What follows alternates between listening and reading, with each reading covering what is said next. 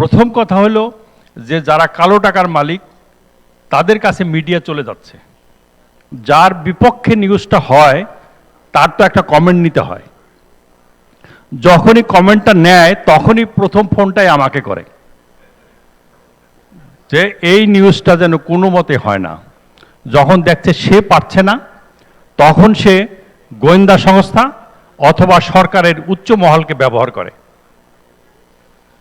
অনেক সময় যখন আমি সাংবাদিকদের বলি যে এই নিউজটা না ছাপাইলে হয় না বা এইটা ব্রডকাস্ট না করলে হয় না, তখন ওই সাংবাদিকের প্রথম রিয়াকশন যে ভাই আপনি যে এই নিউজটা যদি ছাপাতে না দেন, এটা যদি ব্রডকাস্ট করতে না দেন, তাহলে যে তথ্যটা আমাকে দিয়েছে, যে প্রমাণ আমাকে দিয়েছে, সে ভাববে আমি কোনো কিছুর বিনিময়ে এই তথ্যটা গোপন করেছি, নিউজটা ছাপাইনি। তাহলে আমার ক্রেডিবিলিটি নষ্ট হয়ে যাবে, আমার সাংবাদিকতা নষ্ট হয়ে যাবে।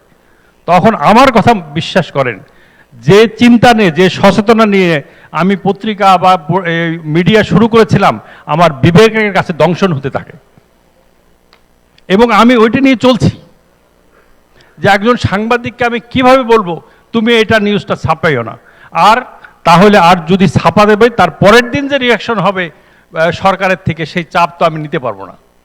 ঠিক এই অবস্থার মধ্যে আজকে আমি মনে করি এমআরডি এর যে উদ্যোগ অত্যন্ত প্রশংসনীয়, এবং এর পাশাপাশি শুধু এখানেই শেষ নয়।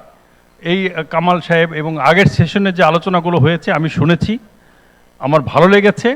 প্রথম কথা হলো যে যারা কালো টাকার মালিক তাদের কাছে মিডিয়া চলে যাচ্ছে। অল্প সংখ্যক কিছু মিডিয়া আছে বাকি, এটাও চলে যাবে আস্তে আস্তে। 200 বেশি সার্ভিস ও ফিচারে লেনদেনের সব বিকাশ অ্যাপে সম্ভব।